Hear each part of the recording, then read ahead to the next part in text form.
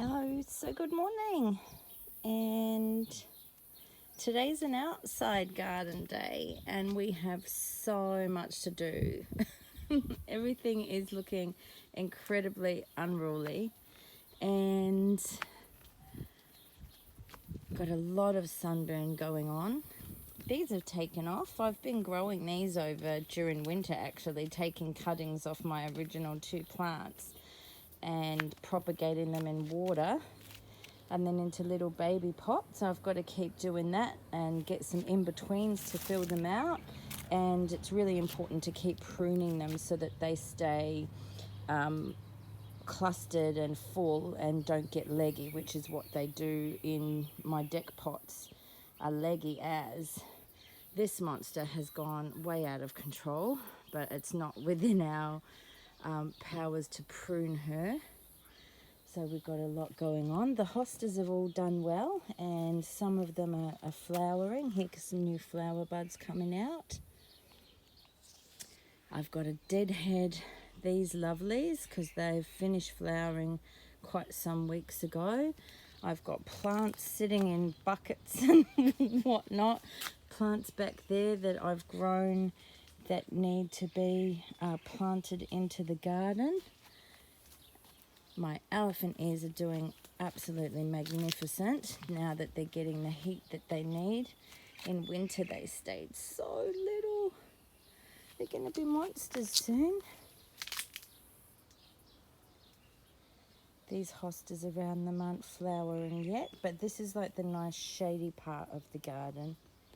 And I've had problems all winter with this lovely, which are some of my favorites. At my previous house I had these in 4 different colors, and we've had problems here with white mold and whatnot. And actually this one was one I grew from a cutting from my last house, and I mistakenly sat her in the garden to acclimatize so that we can plant her here and fill a gap, and she's caught the disease of the ones in my garden. You can see that horrible, and I've been spraying them with copper and neem and all sorts of things. So I think next step is simple old milk. Apparently there's an enzyme in milk that can deal with some of these fungal issues that I'm having here. Yeah, and then looking back, my lily, if you can see, has grown so large and heavy that she's basically just fallen over. So she's all fallen over to the one side here. So I need to cut her back and see if I can revive her and cut back all the old flowers. And yeah, we've got lots of new shrubs peeking their head up, which I think are about pups from this and this. They're coming up all around, so I have to be a bit selective about that. And these all need a prune off so that we can try. You can see they're getting really leggy because they're reaching up to the sky to get some sun. So I did give them a prune a couple of months ago, and then you start getting more shoots like this out from the side. So I've got to give them another prune again today and see if we can fill them out and turn them into bushes instead of leggy trees. And my irises, which are open this morning, you can't see them from this angle, and they are actually covered in fluffy bums, which are the juvenile form of leaf vine, passion vine hopper. All my flowers have been out. Some of them have perished already, but we've had lovely flowering in the garden. I've been fertilizing these babies all winter and alkalizing. Yeah, I've been trying to reduce the alkaline in their soil to get their pH balance back. So I've been treating their soil with product all winter, and she's getting much bushier. I've pruned her many times since I've owned the house, and she's finally filling out. So yeah, there's always jobs to do when you're an outdoor gardener. Millions and millions. And my beautiful, this one I really love, because I'm really in love with like lime colored leaves. And so this is an orange blossomed who's, let me see, so if we look inside, she's traditionally a much greener leaf, and then mottled with these lemon and lime colours. You can see all the differing shades here, and has had the most beautiful flowers, and she's about to flower again. But I've had fungal issues with her for a year, and I just keep treating and treating and treating and pruning back. But she has the capacity to grow as large as these bushes behind her, and I just can't ever seem to get any headway with her, probably because all her energy is going into fighting whatever's constantly attacking her. But she's actually one of my favorites in the garden. And we've got this enormous, bit of a garden tour now, this enormous wild ginger.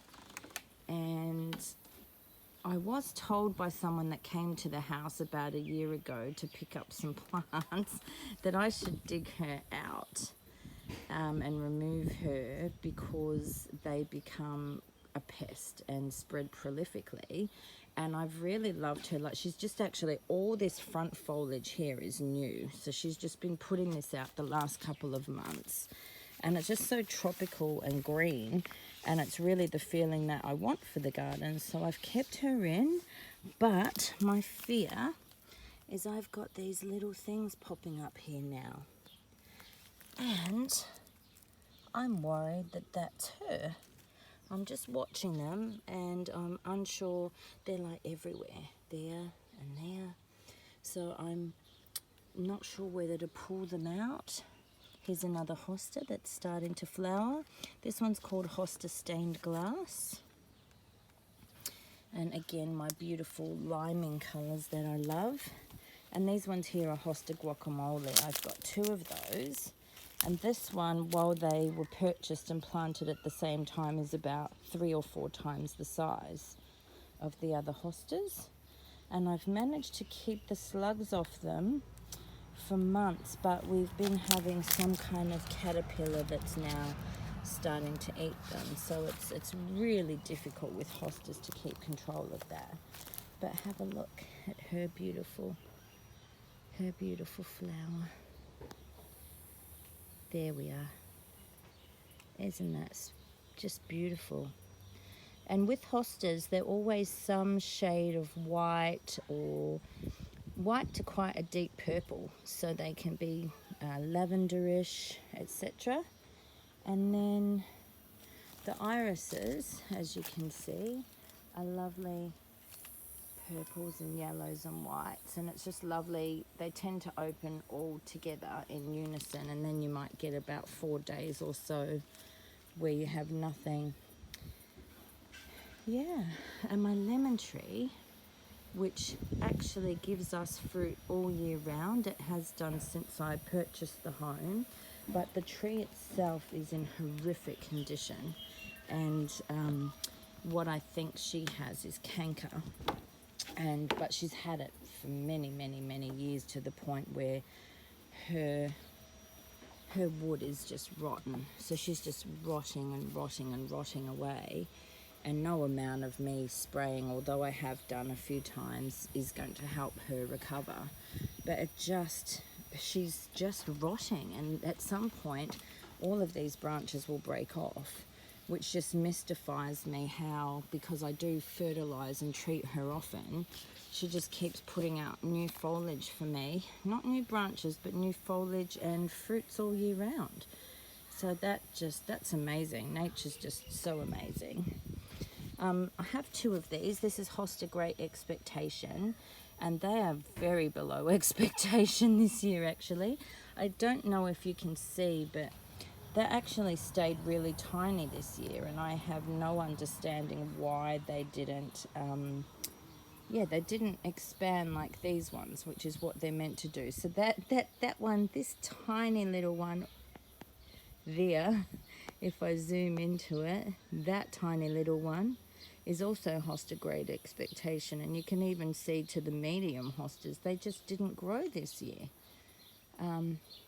Stayed really compact. And these are peonies. They're actually a similar shaped flower, but 2 different colours. One's a pink and one's a really deep maroonish colour, but I don't have any flower stems coming up yet this year, and they can actually grow really large, about 2 meters by 2 meters, I think. Yeah, so I just wanted to give them a try and planted those last spring. But yeah, there's a little bit of a garden tour for you at the O'Neill Lewis house.